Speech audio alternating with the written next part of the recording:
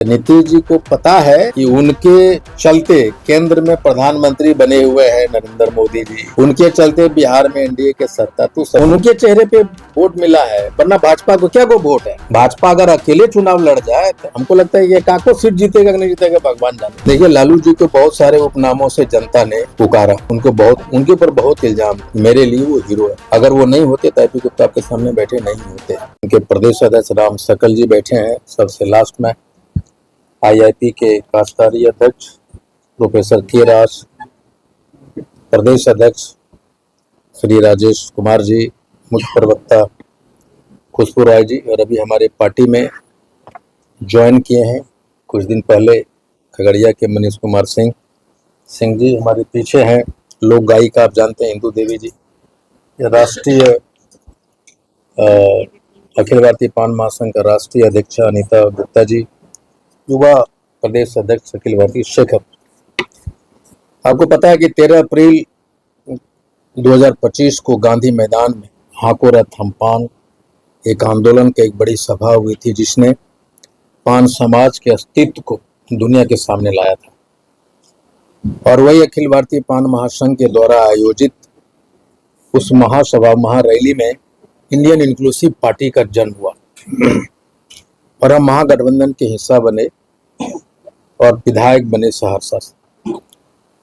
मैं चाहता हूं कि ये आने वाले 13 अप्रैल को हमारे जनरेशन अखिल भारतीय पान महासंघ के जितने भी सदस्य हैं, उनके हमारे बच्चे आने वाले जनरेशन और इंडियन इंक्लूसिव पार्टी के जितने भी लोग 13 अप्रैल को इतिहास के पन्नों में दर्ज करने के लिए, उन्हें याद करने के लिए पान सम्मान दिवस के रूप में मनाए, जिसकी शुरुआत बापू सभागार में 12 अप्रैल को होने जा रही।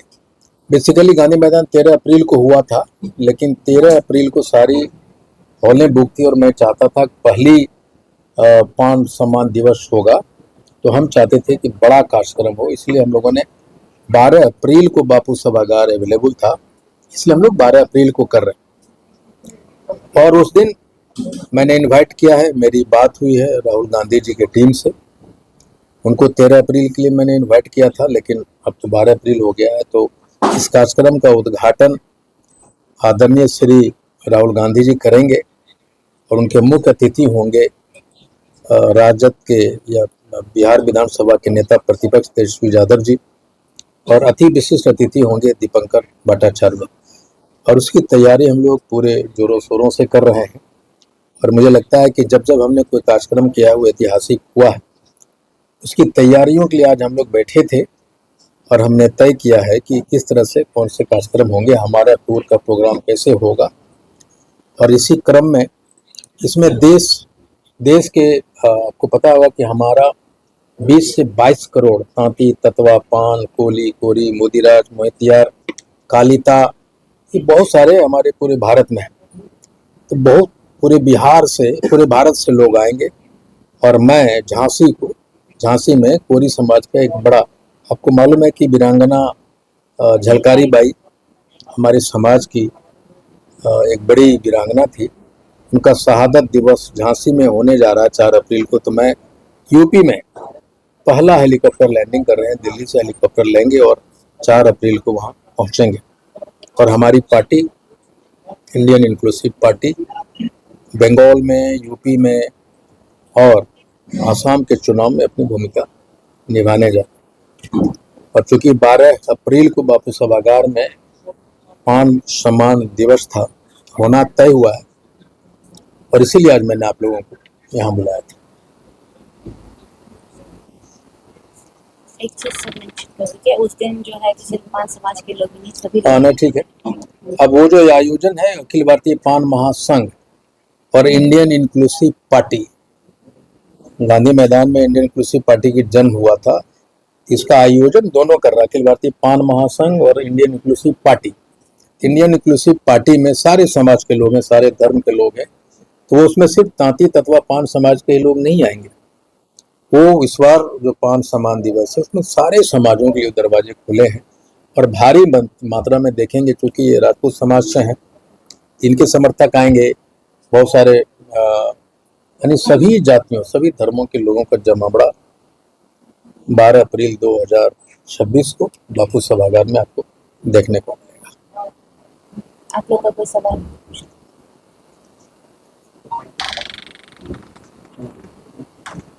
राहुल गांधी नहीं, वो सहमति दे देंगे। 13 अप्रैल के लिए सहमति था उनका। अभी आज मैंने बात करने की कोशिश की तो वो केरला में भाषण दे रहे थे, तो मैंने उनको इनविटेशन कार्ड भेजा है। वो सहमति देंगे और वो आएंगे भी, वो मुझे मालूम है।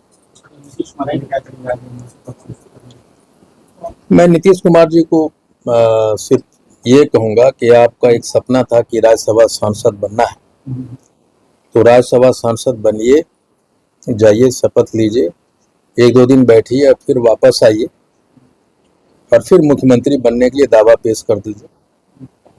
वो सपना पूरा हो जाएगा और हम महागठबंधन के लोग बिना शर्त उनके नाम पे समर्थन देने के लिए तैयार, बिना शर्त।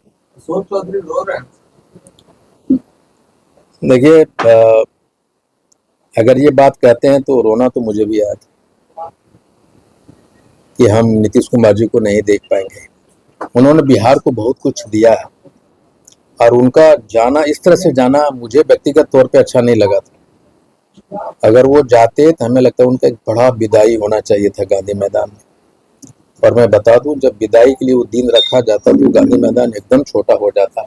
अभी तक के जितने भी भीड़ जमा हुई है उनके विदाई के लिए, तो वो एक हीरो थे हमारे लिए। उनका इस तरह से जाना मुझे अच्छा नहीं लग रहा। आरजेडी कह रही है कि 20 साल तक परिस्थितियों के मुख्यमंत्री बने रहे।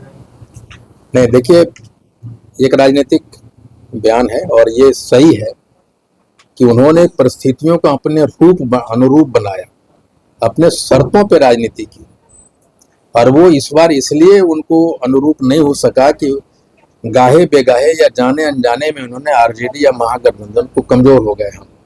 अगर हमारे पास 50 सीट होता तो मैं बता दूं कि आज वो हमारे साथ होते। हम लोग 40-45, आरजेडी को, महागठबंधन को अगर 50 सीट आ गया होता तो निश्चित तौर पे मुख्यमंत्री वो होते और हम लोग साथ में होते उनके। मजबूरी में छोड़ रहे हैं। हम कमजोर हुए, महागठबंधन कमजोर हुए, महागठबंधन कमजोर नहीं हुआ, बेसिकली नीतीश जी कमजोर हुए। पिछले बार हम लोग 80-89 सीट में थे, 91-90 सीट में महागठबंधन टोटल, तो भाजपा से बार्गेनिंग कर सकते थे 43 सीट के साथ। वो इस बार 89 सीट के साथ बार्गेनिंग करने का स्थिति में नहीं है। अगर हमारे पास 50-60 सीट होता महागठबंधन का, मैं बता दूं ये अपने शर्तों पे दोबारा राजनीति करती। और जब जब महागठबंधन की सरकार बनी है, हम लोगों ने या महागठबंधन ने कभी भी नीतीश जी को ब्लैकमेल करने की कोशिश नहीं किया, लेकिन उन लोगों ने हमेशा ब्लैकमेल किया और अपने इनको मजबूर किया है बहुत सारी चीजों के लिए। मैं ये तो नहीं कहूँगा कि परेशान, लेकिन जो उम्मीदें नीतीश जी के चेहरे पे वोट मिला है ना, कि भाजपा के चेहरे पे मिला है, अब इनके जाने के बाद जनता को परेशानी क्या क्या होने वाला है मैं बता देता हूँ आपको। एक तो जो 2 लाख रुपया वाली योजना था ना, वो ठंडा बस्ती में जाने वाला है। अब 125 यूनिट जो बिजली थी, अब वो बदल गया नियम। अब 8 रुपया 25 पैसा, 7 रुपया कुछ, 5 रुपया कुछ, अलग अलग ये बांट दिया है। इतना घंटे इस दर से, उतना घंटे इस दर से। आप समझ लें कि 125 रुपया छूट बिजली का, लेकिन ले रहा है 500 यूनिट का।